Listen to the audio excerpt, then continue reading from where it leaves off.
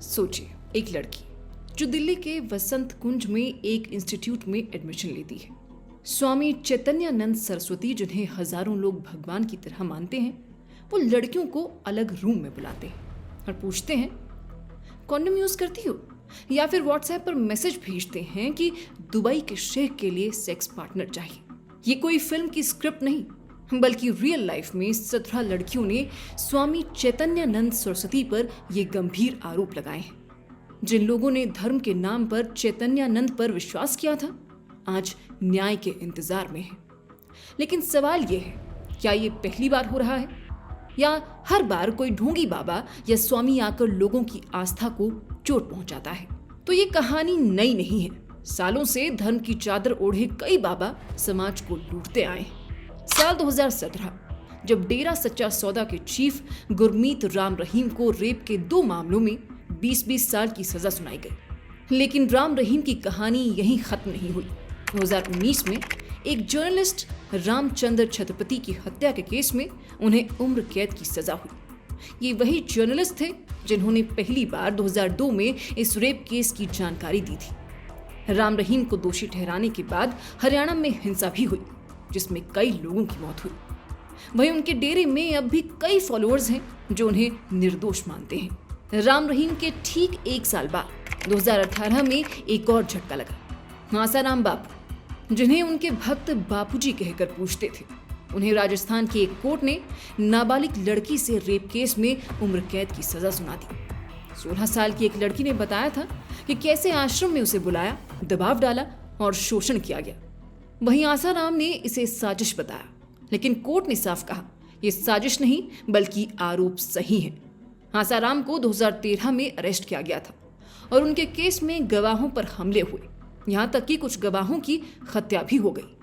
इन मामलों ने एक सवाल खड़ा कर दिया, जब संत ही अपराधी बन जाएं, तो भरोसा किस पर करें? आसाराम का बेटा नारायण साई भी रेप केस में दोषी पाया गया और 2019 में नारायण साई को भी उम्र कैद की सजा मिली। लेकिन लोगों के विश्वास और आस्था तोड़ने के बस यही मामले नहीं हैं। 2010 में स्वामी नित्यानंद का एक अश्लील वीडियो वायरल हुआ था। उन पर रेप और सेक्सुअल एक्सप्लॉयटेशन के आरोप लगे। कर्नाटका पुलिस ने केस दर्ज किया, नित्यानंद की गिरफ्तारी और फिर जमानत पर रिहाई भी हो गई।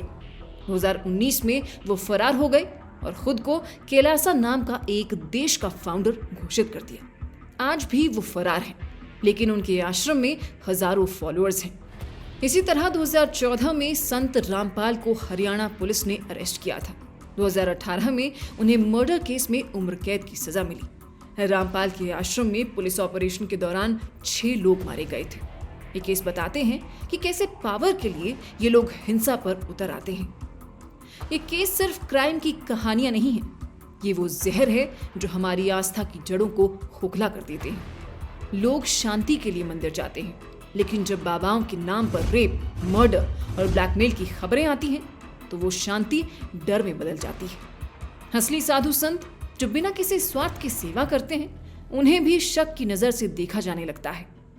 2025 में दिल्ली के वसंत कुंज स्थित Shri Sharda institute of Indian management and research के चांसलर स्वामी चैतन्यानंद सरस्वती उर्फ पार्थ सारथी पर 17 छात्राओं ने गंभीर आरोप लगाए।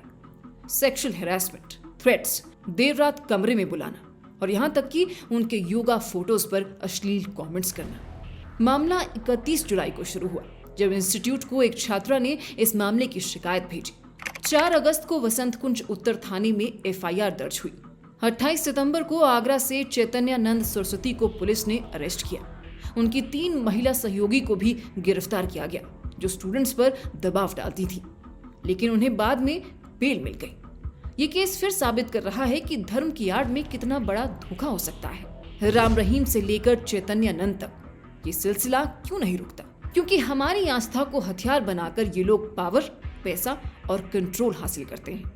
लेकिन अच्छी बात यह है कि अब लड़कियां चुप नहीं रहती, भले ही थोड़ा समय लगे, लेकिन वो सामने आती हैं और न्याय मांगती हैं। इससे न सिर्फ अपराधी पकड़े जाते हैं, बल्कि समाज भी जागता है। लेकिन हमें और आगे जाना होगा, जैसे लोगों को एकजुट करना कि आस्था अंधी ना हो। असली धर्म तो वो है जो इंसानियत सिखाए, ना कि डर। अगर हम जागरूक रहें, तो ऐसे धोखे कम हो सकते हैं। आप इस बारे में क्या सोचते हैं? क्या ये मामले लोगों की आस्था को कमजोर कर रहे हैं, या क्या कोई ऐसा संत है जिस पर आप अब भी विश्वास करते हैं?